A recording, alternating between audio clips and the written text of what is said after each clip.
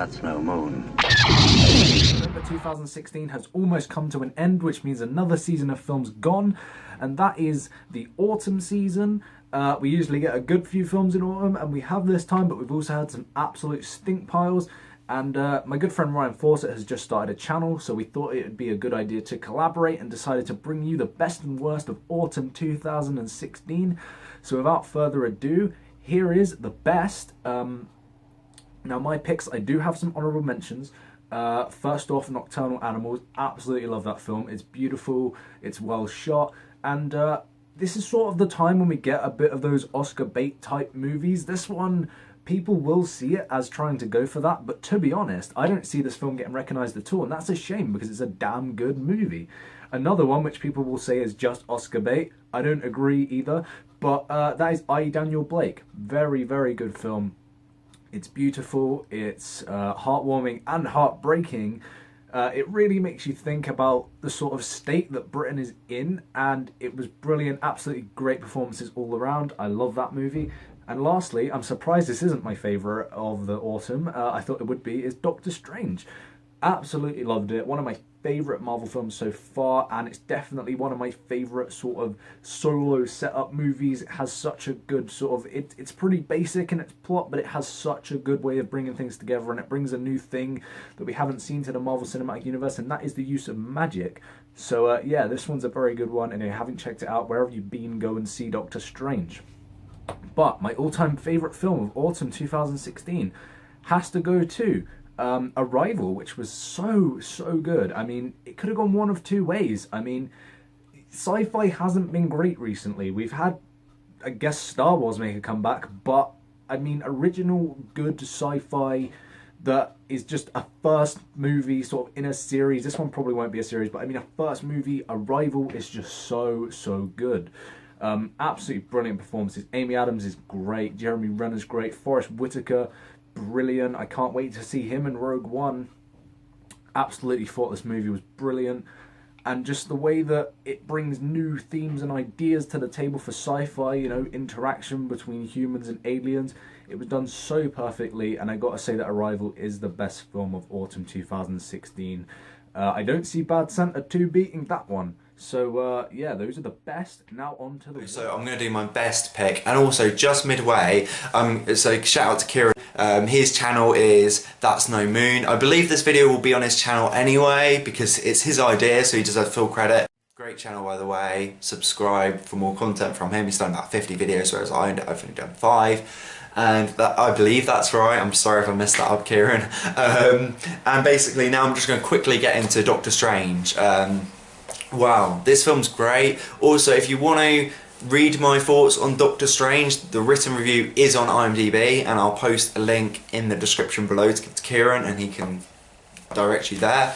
And I've done a lot of reviews on IMDb. I love it. It's a great platform to do things on. Doctor Strange. So I'm just going to quickly talk the plot. I'm going to talk about the plot because I haven't done a video review on this, so it's just going to be a really short, quick review. This is the only review I'm going to do of it, by the way, that's in video format, because otherwise I've just covered it too many times. Not that that's a bad thing, but that's just the way it is. Basically, it's about this guy who's really cocky, and he's a doctor, but he only works on people who he knows has 100% chance of being fixed and cured up. But one time he gets into an accident in a car, his hands are all disfigured. He can't be a doctor anymore, so he goes to this ancient temple, sees this person called an Ancient One, and she basically helps him fix himself and become something greater than what he was ever meant to be. Kind of like Superman, but whatever. He's cocky like Iron Man. Flat out, guys, this film is amazing. It's a great time at the cinema. It's as good as Iron Man, the first Iron Man, and that was a swell film. That was a great film. The action's really vibrant, really energetic, sort of like Inception-like, and it sort of like splits images in half. It's great. Benedict Cumberbatch is really good, so is Mads Mikkelsen. The soundtrack's amazing, sort of got Star Trek hints at. The visuals look like 2001: Space Odyssey in the best possible way. You trip Major Ballsack, kind of like 21 Jump Street. It's a great, fun family film, and it's a 12A, I believe. You can still catch it in the cinemas. Not for much longer though, about probably 1 or 2 weeks, I guess, at most-ish. But it's great. I've seen it twice. I plan on seeing it a third time, hopefully with Kieran if I can. If not, then we'll just watch it at Blu-ray and chill. Not like that. not like that. And basically, it's a really fun film, so I really recommend checking out Doctor Strange. I can't say that I was beginning to dislike Marvel because, my god, Captain America Civil War, which I'll have a review coming soon, by the way, that was incredible. That's one of my favourite superhero films. It's a great film, guys.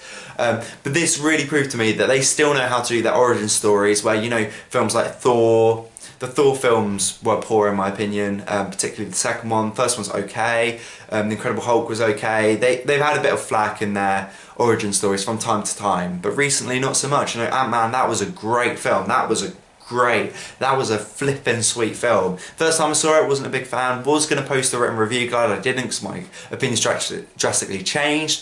So I feel like the game plan now is, so Doctor Strange, in short, is a great film. You have a great time, guys. Just, it's a really good film. Try and check it out in the biggest screen you can. I don't think it's still an IMAX, which shames Fantastic Beasts taking over that. But it's a really fun film. I'll definitely be picking up the Blu-ray, and I'll probably do a video and audio review of that. In terms of the equipment I have, I don't have 4K. I can't do 7.1 surround sound, so I can only review it in 5.1 unless I get the facility to do it at my uni. I'll also be reviewing special features and stuff, so look forward to a Doctor Strange review in like April, May, March time, whenever the Blu-ray hits, basically, because I'll be straight on that. And yeah, Doctor Strange, I thoroughly recommend this film to anyone and everyone. Literally, if you're in the target audience, just go watch it. Even if you don't like comic book films, if you don't like sci-fi, just go see Doctor Strange. It's very different. The ending, without spoiling anything, is really clever, sort of bends and twists time. Very clever, like nothing I'd ever seen in a Marvel film before, because it normally like just ends with a massive blue laser shooting up in the sky and just fucking pisses me off, guys, just being frank. Yeah. Doctor Strange, the only problems I have is its product placement's really in face in the first half, particularly Adidas, Coca-Cola, and also Rachel McAdams is just kind of like, what are these? Lips. She's just lip service, and I don't mean in like speaking, I mean she's just there for Doctor Strange stuff. Stick her tongue down her throat. At least he's not tonguing her anywhere else. Okay, that was fucking weird, right? Okay, Doctor Strange, given all its flaws, but it's such a great film, and those flaws are so minor, and it's the positives of this film are amazing. It really lifts it up. Great villain, even though we need a bit motivation. But all things considered, I am going to give Doctor Strange a well-deserved bad movie. A grade. So much fun to talk about. So here are the worst, and my honourable mentions for worst film of autumn 2016. Firstly, go to Miss Peregrine's Home for Peculiar Children. It was just bad. The acting was terrible. I mean, it's not the worst film of the year. It's definitely not that bad. I mean, I've seen many, many worse sort of teen novels brought to the big screen. Looking at you, Twilight. Miss Peregrine's Home for Peculiar Children doesn't do much right. Visuals are kind of cool, and Sam Jackson's an okay villain, I guess. But overall, this film's just not worth seeing. I mean, Miss Peregrine's Home for Peculiar Children is just such a forgettable movie that you're just not going to remember. And it's probably a good thing, if I'm completely honest. I mean, yeah, there's that. Another one that gets a dishonourable mention, Jack Reacher Never Go Back. Not gonna really say it's shit because I don't remember much about it, but that probably means it was shit, so it gets a dishonourable mention because what the fuck was that movie? Anyway, my absolute, probably is one of my worst movies of the year so far, but my worst movie of autumn, just, it rubbed me the wrong way, is Plan Z. It was fucking terrible. Plan Z is one of the worst movies I've seen of the entire year. I know it was a low-budget film. I know it probably wasn't supposed to be one of these big, well-loved movies. Do a better job. I mean, come on. Low-budget films can be good. Make your film interesting. Make your zombie characters... If you don't want to show your zombies full throttle, Girl with All the Gifts is a example of a movie that did it right. That movie was great. This one really, it has nothing going for it. It's just a bunch of shaky cams, some zombies that are fucking terrible and don't do anything for the entire movie. And you've got some bland main characters that have cheesy crap dialogue, and you're supposed to cry over a character that's been killed off, but to be honest, we met him 10 minutes ago and he's gone. Fair enough. It's a dog-eat-dog world out there. Zombies are here. What are you gonna do? So you know, this film just, no emotion can describe it but pure fucking rage, because I wanted it to be good. Being a Scottish independent film, I wanted to support my Scottish independent industry. If they're gonna bring out films like this, don't bother. So that's Plan Z, a film that I actually watched a little bit drunk, so take that with a grain of salt that I hate it so much, but I don't think anyone can enjoy this movie. Right. If you've seen my first video, you know what I'm going to be reviewing now, or a mini review, because most of you know how I feel about this film, and it was very, very disappointing. So my worst pick for the autumn months of 2016 is Fantastic Beasts and Where to Find Them. This film to me was such a letdown. It had such high potential. It has great turns though by Dan Fogel, something like that, and Eddie Redmayne, and also Catherine Woodstone, and the woman who plays Queenie. I'm sorry, I can't remember your name. Everything else though, really disappointing. The cinematography, bland, dull, not interesting to look at. And all the Harry Potter films were interesting to look at, even Philosopher's Stone. The music felt really out of place, really cheesy, really weird. The one battles felt obligatory, like they had to be there, and just a wasted potential. And if this is anything to show of what the other 4 films will be to have in store, basically, I'm really gutted for how this turned out, guys. I love Harry Potter.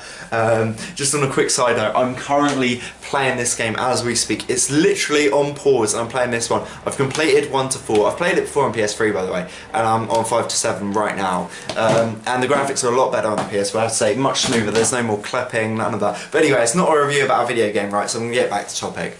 And it was a very disappointing film, to say the least. I really hope with parts 2, 3, 4 and 5 they really step up the game. I think the only way to do that is to bring back Alexandre Desplat as composer, to have JK just stop doing that, because you can't write a script for a film for shit, right? Because you approach this the same way you do a book. But the thing was, this was only 120 minutes, or more or less. So she approached that as 120 pages, and it was about 80 pages of setup, say if it was a book. And in regards to Philosopher's Stone, the first 80 pages is just setup alone. Harry hasn't even gone to Hogwarts. So imagine if the Mirror of Era's Edge, the Forbidden Forest, through the trapdoor, the troll that comes out the dungeon, the Quidditch match, all of that was in the last 40 pages. That'd be a complete catastrophe. It'd be, the pacing's all over the place. And that's the problem with this film. Tone and pacing are its biggest problems. It doesn't know what it wants to be in terms of tone. It goes really dark, but then it goes really light. It's very strange. You know how I feel about this, guys. And then in terms of pacing, which I never really touched upon, but I'm going to hit the ground running with this one. Basically, the first 80 minutes are very slow, very somber, which is fine, but then the last like 40 minutes or so is like bam, bam, bam, bam, bam, bam, bam, and I'm just like, oh my god, I've got a pounding headache, get me out of here now. Thank you guys, and if you want to subscribe, my channel name is Ryan Fawcett, just my name, Fawcett. There'll probably be a link in the description below anyway, and I just want to say peace out, guys. So that's our best and worst of autumn 2016. Let me know what you think. What are your worst movies and best movies of autumn 2016? I'll see you guys. Space Station.